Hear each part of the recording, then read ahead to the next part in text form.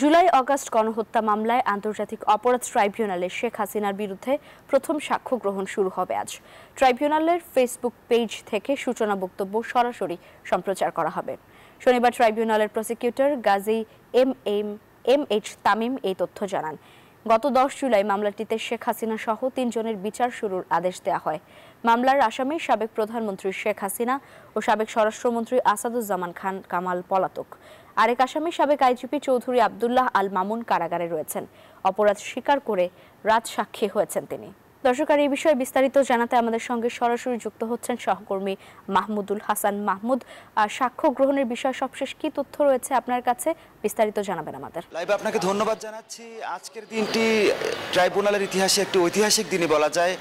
আজকে কিন্তু শেখ হাসিনার বিরুদ্ধে যে মামলাটি চলমান রয়েছে সেই মামলার কিন্তু সাক্ষ্য গ্রহণ এবং আসামি পক্ষের বক্তব্য উপস্থাপনের দিন ধার্য হয়েছে। এর মাধ্যমে কিন্তু এই মামলাটির আনুষ্ঠানিক যে বিচার কাজ সেই বিচার কাজটি কিন্তু শুরু হবে, এই বিষয়টি কিন্তু বলাই যায়। এর আগে আমরা দেখেছি যে 5টি অভিযোগে শেখ হাসিনা সহ 3 জনকে আসামি করে এই মামলাটি দায়ের করা হয়েছিল।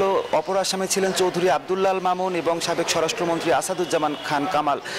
তার মধ্যে গ্রেপ্তারে থাকা যিনি সাবেক আইজিপি আব্দুল্লাহ আল মামুন, তিনি কিন্তু এরই মধ্যে রাজসাক্ষী হওয়ার আবেদন করেছেন এবং এই আবেদন কিন্তু ট্রাইব্যুনালে মঞ্জুরও হয়েছেন। ট্রাইব্যুনালে চৌধুরী আব্দুল্লাহ আল মামুন বলেছেন যে তিনি রাজসাক্ষী হয়ে এই মামলার তিনি আদালতকে সহায়তা করতে চান এবং তিনি সেই সময়ে গত জুলাই আন্দোলনে যে ভূমিকা, সেই ভূমিকায় তার কি অবদান ছিল এবং অন্যান্যরা কি অবদান রেখেছিল, কি ভূমিকা রেখেছিল, সেই বিষয়গুলো পুঙ্খানুপুঙ্খভাবে তিনি আদালতে তুলে ধরতে চান। যে কারণে কিন্তু আজকে আসামি পক্ষের সাক্ষ্য গ্রহণেরও দিন ধার্য রয়েছে।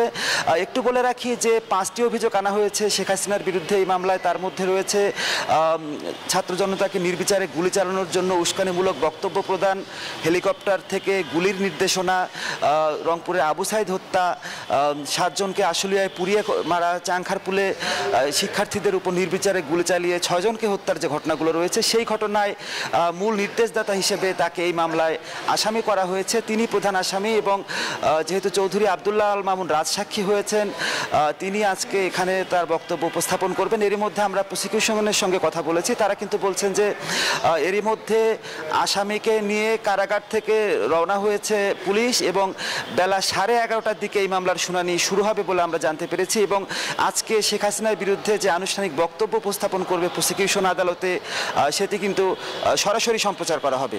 লাইবা মাহমুদ, ধন্যবাদ আপনাকে। বান্ডেল থাকলে প্রতি সেনমানিতে টাকা বাঁচবে।